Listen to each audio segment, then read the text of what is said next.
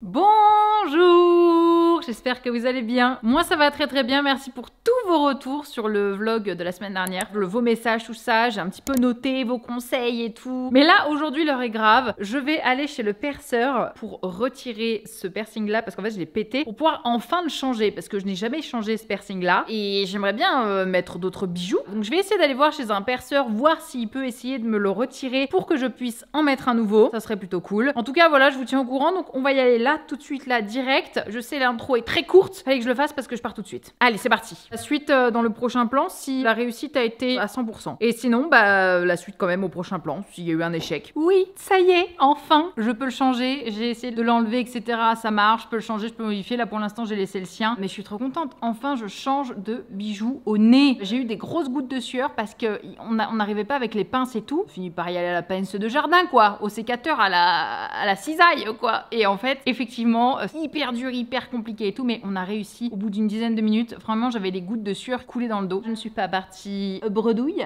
voilà, j'ai fait le conche. Ouais. Du coup comme j'avais les gouttes de sueur du sécateur de tout à l'heure, bah, j'ai eu les gouttes de sueur quand il m'a percé au niveau du conche et j'ai eu les gouttes de sueur. Putain j'étais en mode oh qu'est-ce que tu fabriques encore, c'est pas possible. Mais je suis extrêmement contente parce qu'en fait il est pas chiant du tout à cicatriser apparemment parce qu'il est à l'intérieur de l'oreille et dans un mois je pourrais potentiellement changer de bijoux. Oui. Je regarde dans le retour, mais j'aime trop. Voilà, je suis très contente. Je vais pouvoir enfin modifier un petit peu parce que c'est vrai que je pouvais tellement plus me le voir. Ce bijou, je ne pouvais tellement plus me le voir. Donc là, je suis contente. Nouvelle tête. Bienvenue chez Pacifica.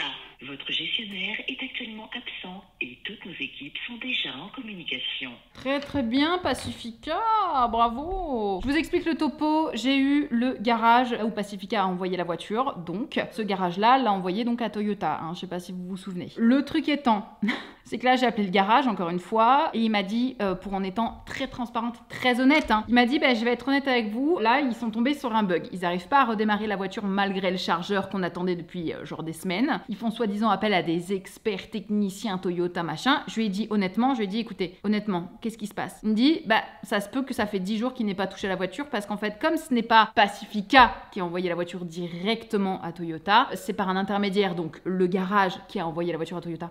Et bah du coup, ils ne vont sur la voiture que quand ils ont le temps. Voilà, ils s'occupent de leurs dossiers principaux et puis bah ils font ça à côté. Et je leur ai dit, écoutez, là pour être honnête, elle se redémarre pas. Enfin, au bout d'un moment, je pète un câble. Ça fait 4 mois maintenant. Qu'est-ce qu'on fait en fait? Et il me dit, bah, pour que Toyota avoue ne pas pouvoir réparer une Toyota, il va en falloir des siècles, d'accord? Pour qu'en gros ils disent potentiellement à Pacifica de me rembourser la voiture au prix de l'Argus ou j'en sais rien. Et bah il va en falloir hein, des mois et des mois. Ils ne le feront pas. Non, parce que là vraiment là j'en peux plus. En fait j'ai été super sympa pendant ces 4 mois je pense. Peut-être un petit peu casse-couille au début, hein, voilà. Mais là je suis désolée, c'est juste plus possible. Bon, j'ai appelé Toyota France du coup, hein, j'essaie de par tous les moyens de faire bouger les choses. Personne ne m'a encore rappelé. J'espère que ça a un petit peu donné un petit coup de pouce, voilà. Pour ce qui est du repas du midi, c'est très joli, hein, voilà. Spaghetti, pesto, tomates cerises revenues à la poêle, jambon cru et petit basilic dessus. Basilic frais, incroyable, avec fromage évidemment. Bon appétit. Sachez que j'ai déterré, comme vous pouvez potentiellement le voir, voilà juste derrière, une partie de ma collection du Seigneur des Anneaux, puisqu'en fait vous l'avez peut-être vu sur mes stories, etc. Mais en fait, je vais faire donc la chambre d'amis, vraiment dans l'univers du Seigneur des Anneaux. Je fais appel à des ébénistes, ceux qui ont fait ma bibliothèque. Et du coup, en fait, ils vont venir pour carrément tout refaire. Type Mirkwood, pour ceux qui savent pas, c'est là où il y a le père de Legolas, Thranduil. Il y aura du bois taillé, etc. Enfin, on va vraiment aller très loin dans le visuel. Mais en attendant, en fait, je commande beaucoup de décors du Seigneur des Anneaux. Que ce soit des petits détails comme cela, voilà. Que ce soit des éditions, typiquement, encore une fois, du Hobbit. J'en ai 40 des éditions du Hobbit. Mais toutes les œuvres, en général, de Tolkien, ainsi que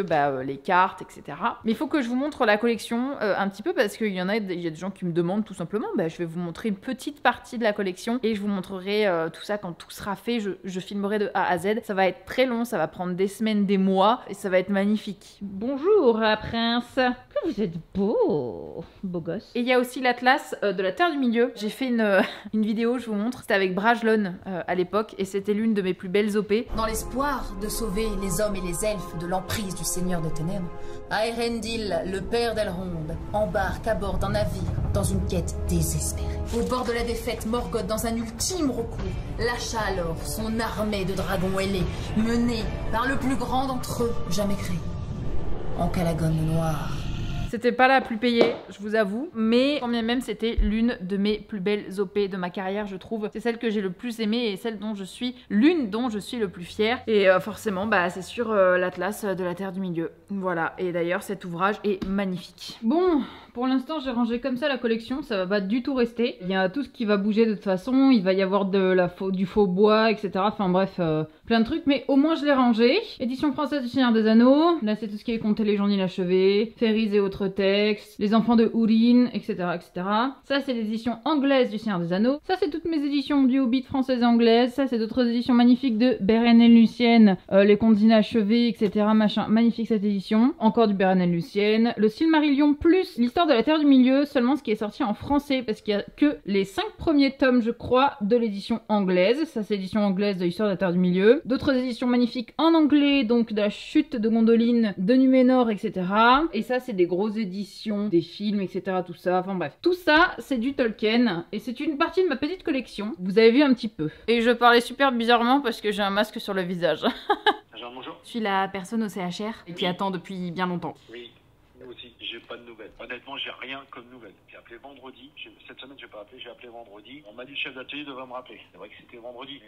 Mais là, on est mardi, ils m'ont pas rappelé. Je vais essayer de les rejoindre dans la journée. Je crois qu'ils sont tombés sur un os avec votre voiture. Bah ça marche. Vous l'avez en leasing ou vous l'avez en achat? Non, je l'ai en achat. Malheureusement, c'est pour ça en fait. J'ai pas du tout de voiture depuis. Oui, d'accord. Bah écoutez, j'essaye de les joindre aujourd'hui. Si j'ai une réponse, je reviens vers vous. Ça marche, merci beaucoup. Bah, je sais pas. Je crois que je vais me déplacer. Je crois que je vais y aller.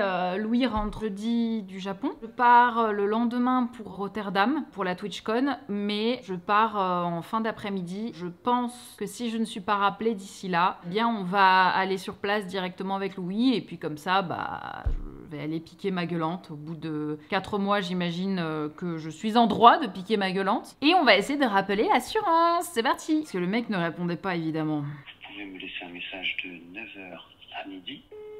Bonjour, c'est Madame Repelé, sinistre qui date du 24/02/2024. Pour un Toyota CHR vandalisé, je n'ai toujours pas de voiture, je n'ai rien du tout. Ça fait 4 mois en fait. Je continue de payer plein pot mon assurance. Il n'y a rien qui bouge, rien qui n'est fait. Donc voilà, je me permets de venir aux nouvelles parce que je crois que ça commence un peu à me... Excusez-moi du terme, mais me casser les couilles de manière très sévère. Je n'ai de nouvelles de nulle part, que ce soit de chez vous, de chez Toyota, de chez n'importe qui d'ailleurs. Donc voilà, j'aimerais qu'on me rappelle pour me donner enfin des nouvelles et voir si je suis obligée de payer plein pot mon assurance alors que j'ai une voiture qui ne roule pas et que je n'ai toujours pas de voiture actuellement, que je suis à pied. Voilà, merci, passez une très bonne journée, j'attends votre rappel le plus vite possible, je l'espère. Au revoir. Je suis gavée. Sur une note un petit peu plus positive quand même, parce que c'est important d'avoir du positif dans sa vie et dans sa journée en général. Il faut que vous sachiez, peut-être que vous ne le savez pas, j'ai fait une activité manuelle pendant des années dans ma vie. J'en ai fait 7 ans d'affilée, que j'ai arrêté maintenant depuis plus de 10 ans. Et aujourd'hui, j'ai envie de m'y remettre. Je vais juste, avant que je le dise, n'hésitez pas à mettre vos pronostics dans les commentaires. Pour ceux qui me connaissent, vous savez déjà. Mais en fait, j'ai fait 7 ans de poterie.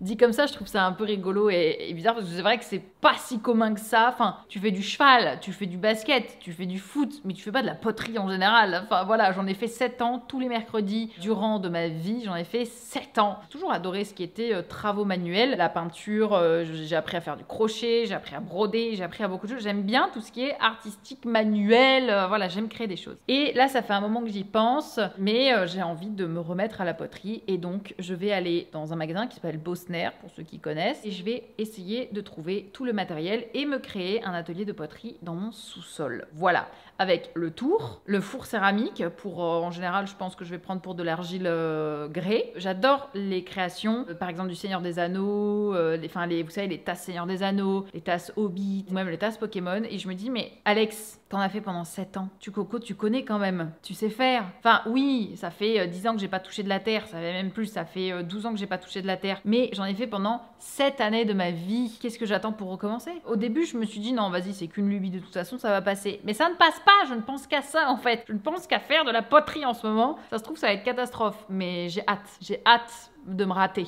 Ah, j'ai eu une journée des plus... Enfin, il y a des journées comme ça, il y a des jours où on est fatigué plus que d'habitude et beaucoup plus vite que d'habitude.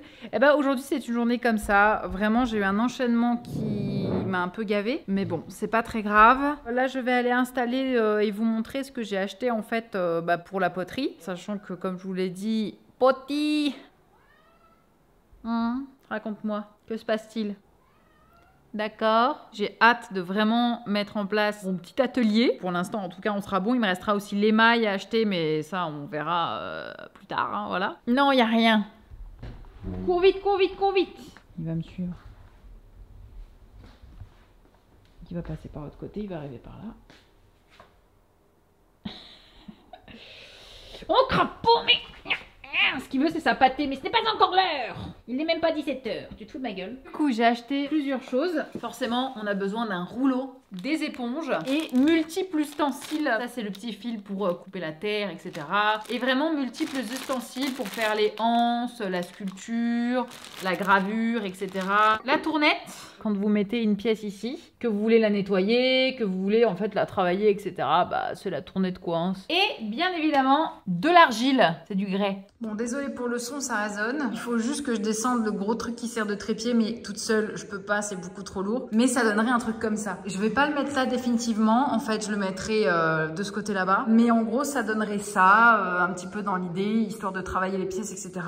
Une fois que j'aurai débarrassé tout ça, parce que ça, ce sont des romans. C'est juste des figurines et des romans. Mais en fait, ça et ça, en fait, je vais le mettre là, mon petit atelier, je pense, avec les deux étagères qu'il y a ici et ici. Et je vais vraiment essayer de clean au maximum pour essayer de rendre ça à un minimum ok. Franchement, j'aime bien l'idée. J'aime bien l'idée d'avoir un petit atelier où je peux travailler mes trucs. Punaise, il fait une chaleur. Il y a 2 jours, il pleuvait comme vache qui pisse et il faisait froid. Là, il fait hyper chaud. Il fait combien? Il fait 30 degrés. 30 degrés. Et les 2 prochains jours, il fera 30 degrés. Et après, on redescendra bien évidemment à 18 degrés. Bref, j'ai fait mes petites courses. C'était une journée un petit peu de merde, je vous l'admets. Et en général, quand c'est une journée de merde, je sais pas si ça vous le fait, mais t'as envie de la finir comme de la merde la journée. T'as pas envie d'être satisfaite jusqu'au bout. Mais il faut pas faire ça parce que j'étais prête à me commander un vieux fast-food de merde et tout. Enfin bref, histoire d'être content sur l'instant T. Dire, oh là là, mais quelle merde que je suis, blablabla. Voilà, je ne l'ai pas fait. Je suis allée faire mes courses. Et je me suis dit, non mais franchement, tu vas pas te punir d'avoir eu une journée de merde jusqu'au bout quand même. Et du coup, bah non, je me punirai pas pour cette journée de merde. Donc, je me suis pris de quoi me faire une petite salade vraiment très été. Hein. J'avais pas envie de manger chaud. J'ai pris de la sucrine, une mozzarella, des tomates, des champignons, des radis, du jambon. Et je vais me faire ma big salade. Mais un genre en mode rien à foutre. Il est 18h15. Et ben, vous savez quoi, je vais cuisiner maintenant. J'en ai rien à faire. Voilà, et au plus j'ai pris du fromage parce que vive le fromage. Merde. La meuf elle en a vraiment ras le cul de sa journée quoi. Et voilà, simple et efficace, c'est le repas du soir. Et c'est la fin de ce vlog, j'espère qu'il vous aura plu. Ça a été un vlog où j'ai été en colère un petit peu. J'espère quand même qu'il vous aura plu. Merci beaucoup d'avoir regardé jusqu'au bout, jusqu'à la fin si vous êtes resté jusqu'ici. Je vous fais des bisous, n'hésitez pas à vous abonner, à mettre la petite cloche, un petit commentaire. Comme d'habitude, je vous lis vraiment tous. Je vous fais plein de bisous, je vous souhaite à tous une très bonne journée. Et je vous dis à la semaine prochaine. Et la semaine prochaine, ce sera un vlog très cool. Puisque bon bah je serai déjà avec Louis, donc forcément ce sera à Rotterdam. Voilà, je vous fais des bisous. Bye bye.